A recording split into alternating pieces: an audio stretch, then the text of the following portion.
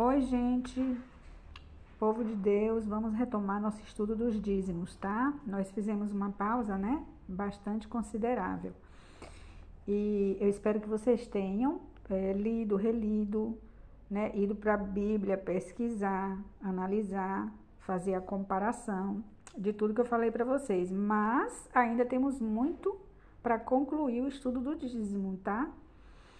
Porque o dízimo, ele tem um significado espiritual, ele é uma figura para o Novo Testamento, tá? E eu preciso mostrar isso para vocês. Então, por enquanto, fiquem só prestando atenção.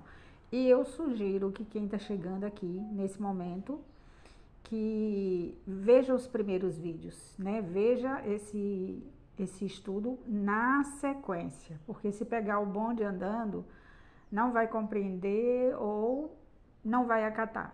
Então, vamos lá. Gente, a gente vai fazer uma recapitulação na história para a gente chegar nos dízimos, tá? Apesar de eu já ter explicado antecipadamente algumas coisas para vocês, nós agora vamos fazer uma recapitulação. Vamos do início.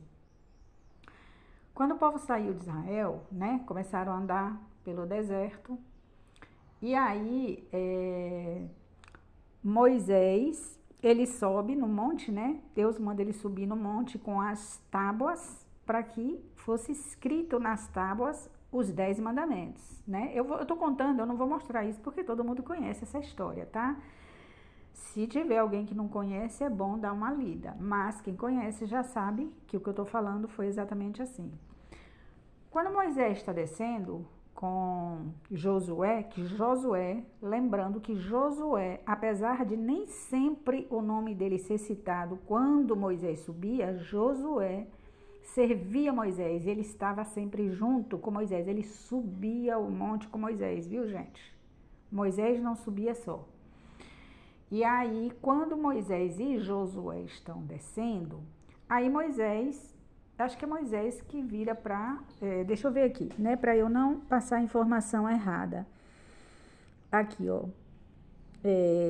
E ouvindo, é Josué quem ouve. Olha aqui, ó, que Josué estava com Moisés no monte quando ele estava escrevendo nas tábuas da lei.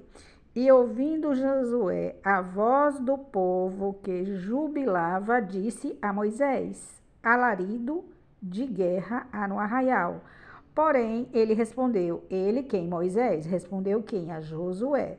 Não é alarido dos vitoriosos, nem alarido de vencidos, mas o alarido dos que cantam eu ouço. Então Moisés disse, não, Josué. Josué pensou que fosse alarido de guerra, né?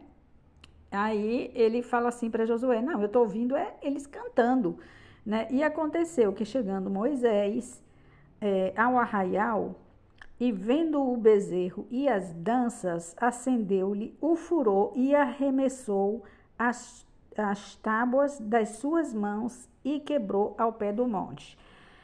Gente, eu acho que eu já expliquei isso para vocês. Em algum vídeo eu já expliquei isso para vocês. O que significa Moisés? Ele ficou enfurecido e ele quebrou, mas isso tem um significado. Moisés estava aqui como figura representando Cristo, como figura de Cristo. Então, quando Cristo veio, o que ele veio? Quebrar o nosso coração de pedra e nos dar um coração de carne. Porque pela lei ninguém se salvaria. Porque se Deus dissesse, ó, quem seguir a lei vem para o céu, quem não seguir, em um momento a gente falha. Em algum momento a gente falha. Então, a graça, ela está acima da lei, ela se sobrepõe à lei. Então, assim, pela misericórdia de Cristo, claro que mediante nosso arrependimento, porque em algum momento a gente está sempre falhando, mas quando nos arrependemos e vamos à cruz, né? Então, Jesus Cristo nos perdoa novamente. Então, quando Moisés quebra essa tábua aqui, a gente entende que é Jesus quebrando o coração de pedra, porque pela lei, a gente sabendo que a lei pune, as pessoas erram a si mesmo, elas falham a si mesmo. Só quando a graça entra no nosso coração, que a gente tem pavor, tem ranço do pecado. Só quando a graça entra, aí a gente começa a obedecer. Então, esse é o significado. Aí Moisés fica furioso e quebra, como se estivesse quebrando o coração de pedra, né? E aí Moisés fala, né, com eles. Aí aqui eu vou pular para o 25, tá? E vendo Moisés que o povo estava despido, gente, o povo estava nu, olha aqui, nu significa pecado, né? Despido, que estava, e vendo Moisés que o povo estava despido, porque Arão o havia deixado despir-se para vergonha entre seus inimigos. Então, a nudez é a vergonha do pecado desde que Adão pecou, que ficou assim, tá? Esse simbolismo da nudez. Aí, vão prestando atenção. O que é que Moisés fala? Pôs-se em pé Moisés na porta do arraial e disse: quem é do Senhor, venha a mim. Então se ajuntaram a ele todos, preste atenção, todos os filhos de Levi, ou seja, todos os levitas foram para o lado de Moisés, só a única tribo. E disse-lhes: assim o Senhor, Deus de Israel, cada um ponha a sua espada sobre a sua coxa, cada um do levita põe a sua espada sobre a sua coxa, e passai e tornai pelo arraial de porta em porta, e mate cada um a seu irmão, e cada um a seu amigo, e cada um a seu vizinho. Vou parar aqui para explicar e eu continuo, tá? Gente, a espada era literal, tá? Isso aqui foi literal para eles. Eu tô trazendo pra gente, prestem atenção. O que é que espada significa nas escrituras? Existem duas espadas. Uma é de Satanás e a outra é de Cristo, que inclusive no Apocalipse fala que ela é de 2 gumes, né? Os levitas aqui, eles mataram os seus vizinhos, amigos, né? Que cada um é o que estava ao seu lado, o vizinho que estava assim, de junto dele, tá? Ali naquele momento. E aí, eles mataram. E os filhos de Levi fizeram conforme a palavra de Moisés, e caíram do povo aquele dia uns 3.000 homens. Enquanto Moisés tinha dito: consagrai hoje as vossas mãos ao Senhor, porquanto cada um será contra seu filho, contra seu irmão, e isso para que eles vos conceda hoje uma bênção. Vou explicar isso para vocês, o que significa isso para a gente. Quem fez o estudo do Apocalipse comigo, viu eu explicando que as espadas do Apocalipse, elas não são literais, até porque não existe mais espada hoje. Deus escreveu numa época, né, mandou João escrever numa época em que havia guerra com espada. Hoje a guerra é espiritual. E essa espada que eu disse, a dos levitas aqui, representava o quê, gente? Representava a obediência deles, que põe em morte os outros. Eu expliquei isso no Apocalipse para vocês. A luz revela as trevas. Quanto mais as trevas é trevas, mais ela revela a luz. E quanto mais a luz é luz, ela revela as trevas. Eu mostrei para vocês até um desenhozinho do branco com preto. E eu já mostrei isso várias vezes para vocês. Então, assim, a gente não precisa matar, a gente não vai matar literalmente ninguém. Mas a nossa santidade, aqueles que querem viver em santidade, põem em morte os outros. E o que a gente mata aqui? Com a espada que a gente tem, que Cristo nos dá, que é isso aqui. Quando a gente vive isso, é isso mesmo que mata os outros que não vivem isso, tá? Então, aqui, gente, os levitas foram escolhidos para representar todo o povo da terra que vai se salvar, todo o povo da igreja, os que ficarem da igreja. Veja bem, não eram 12 tribos, Deus não escolheu só uma, por quê? Porque os levitas foram os únicos que ficaram do lado do Senhor aqui. Então, a igreja, né, ela está espalhada por toda a terra. Dentro da igreja, digamos que a igreja toda é o povo de Israel. A igreja toda, Israel espiritual. De todos os países, do mundo todo. Gente que eu não conheço, que aceitou Jesus, que está na igreja, todo mundo. Representa o povo de Israel todo. Só que dentro deste povo, Deus vai escolher um grupo.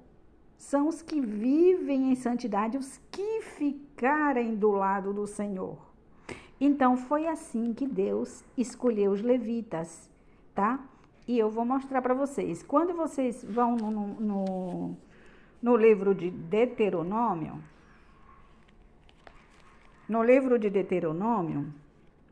vocês vão encontrar aqui, o que é o livro de Deuteronômio, gente? É Moisés refrescando a memória deles, é Moisés repetindo tudo, a história.